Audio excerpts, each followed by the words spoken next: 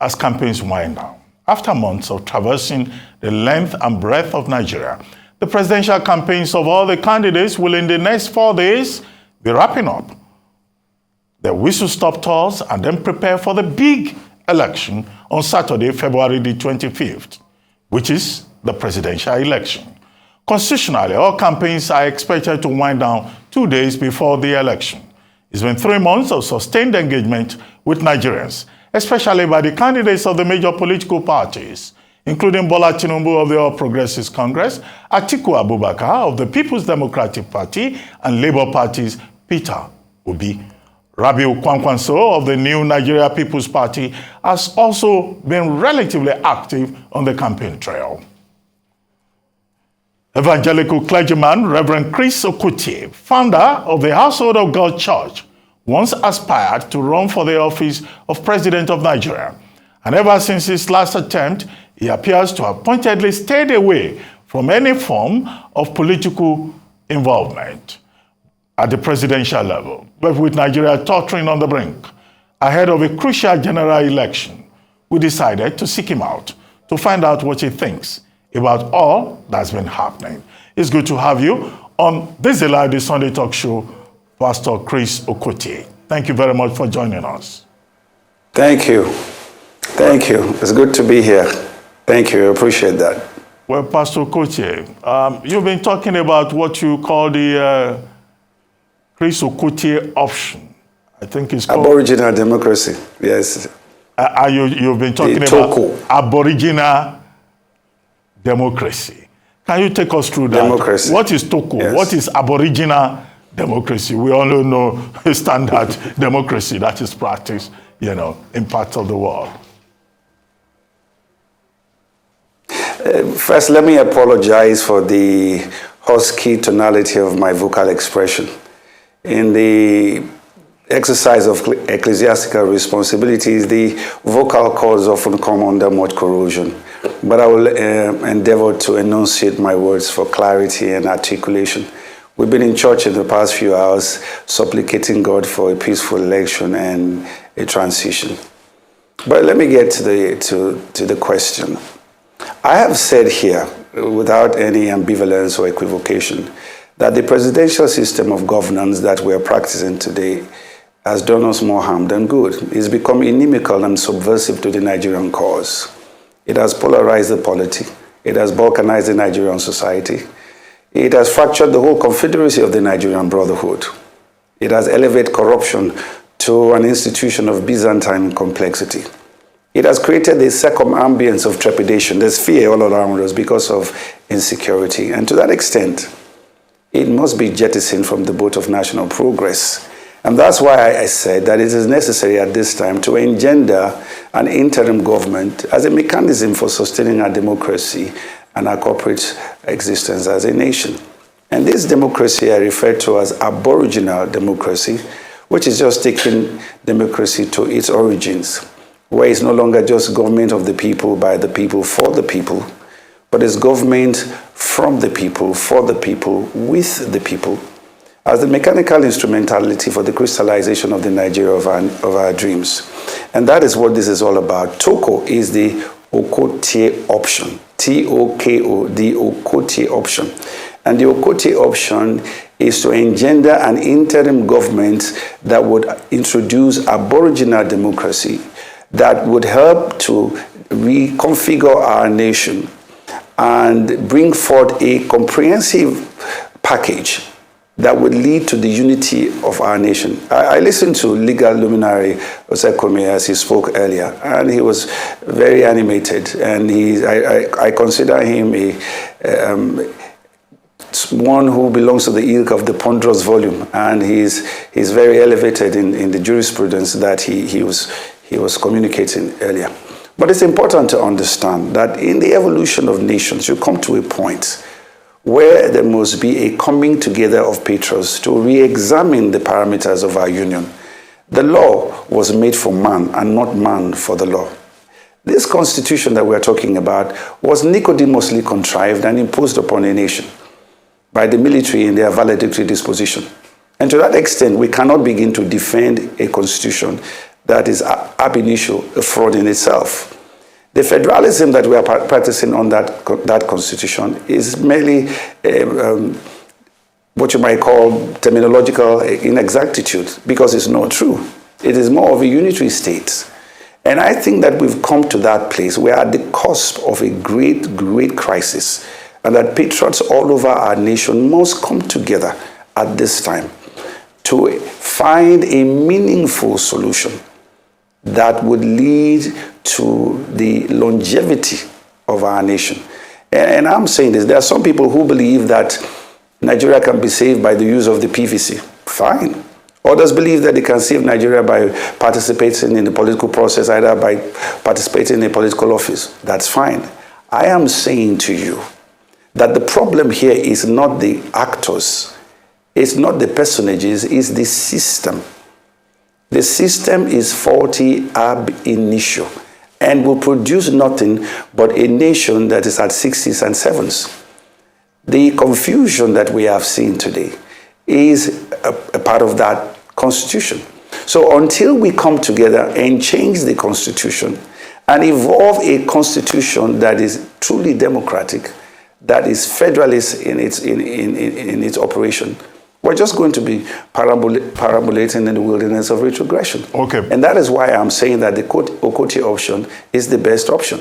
Well, Pastor Okotie, the Learned Silk that Michael Zekome, SAN, who was on this program before he joined us, said categorically that the idea of an interim government is illegal. And he was not quoting the Constitution. He was quoting an existing order of court with regard to the Shonekon Interim National Government as pronounced by Justice Dolapo Akinsanya. And there's no record that that has been set aside. So his main argument is that, in fact, that should not be contemplated at all. But in the option that you are proposing, you are talking about restructuring. Restructuring does not mean interim government. Now, and restructuring means many things to a lot of people, different meanings. So what kind of restructuring are you recommending in specific terms? You cannot restructure a nation through the instrumentality of an external government. That is why that has not been done all these years. We've had all kinds of convocations where people come together for the purpose of redefining the parameters of our union and giving the autonomy to these ethnicities. But they cannot do it for obvious reasons, because political parties have an affinity to their members, to their party objectives and their hierarchy. So there is no way it can be done. That is why I'm saying all of these legalities that we are talking about, we're not bound by the legalistic chambers of a constitution, because the constitution itself is a fraudulent document.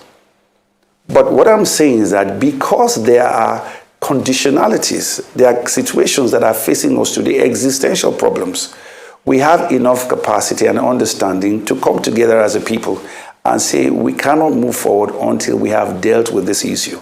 Now, I've heard people talk about government of national unity. That's not what I'm talking about. Because the government of national unity is a microcosm of the present system. For there to be an interim government that will sustain this nation, it has to come from a man who understands what it is to, be at the top of this kind of contraption that you call an interim government. That's why I was talking about the Okotie option. Because you need a man that all of the flag bearers can trust. Well, yes, His Excellency the Vice President Atiku can trust. You need somebody that Bola Tinubu can trust, or somebody that Peter Obi can trust, because it has become a necessity. Now, if we are going to go off on the tangent of the illegalities of this and illegalities of that, we will go nowhere. If a war breaks out tomorrow, are you going to tell me that you're going to follow the Constitution? The answer is no. Before we disintegrate, before we enter into a place of civil disobedience and secession, we can come together as a people and say, this constitution has made it impossible. Create a rapprochement where we can all come together to find means and ways of sustaining our unity. Because the way it is right now, it's absolutely impossible. Now, a change of baton, handing over to somebody else, is just to reenact status quo. It's not going to change anything. Well, all of the violence that you're seeing and the protestations going on are vestiges of an anachronistic system of governance, a primordial system of governance that had brought us nothing but pain and we must set it aside. And we have the capacity to do it. Well, Pastor Okotie, with due respect, you were presidential candidate on the platform of the Justice Party in 2003, Fresh Democratic Party in 2007, Yes. Fresh Democratic Party in 2011. Yes. And since then, you've stayed away from, presidential elections. Wouldn't it have been better if you had joined the race so that this option that you are proposing, you'll be better off pushing the envelope, within the arena of partisan politics. But not being part of this race this time around, your recommendation that maybe Tinubu or Atiku will find somebody that they will agree upon and all that, well, such a person, in my own opinion, does not exist. We're going to have the elections next week. President Buhari has assured us, the INEC has assured us that it is ready. What are your predictions? Let's face reality. That's my reality. Now, you are rather pessimistic because you think that it's not going to happen. But I need to tell you that in the evolution of nations, there comes a time when you cross the Rubicon and you cannot follow the status quo. Great men who have stood for nationhood have understood that society is dynamic. You cannot bind man by the legalistic chambers of a constitution when it is inimical to his existence. There is a man, his name is Reverend Chris Okotie, who can't be trusted. Because, you see, we're not talking about a trust that is based on some caprice, some capricious, whimsical, or arbitrary sentimentality. We're talking about an objective fidelity that is predicated on the compartmentalization of time. Because time is bracketized into a tripartite division. You have the past, the present, and the future. That man is sitting before you right now. You can look at the past of this Okotie, find out what is his historicity, what are the historical actualities, what is his present contemporary posture, what is the prognosis for his future. That is the kind of thing that we're looking for, because things are going to break down.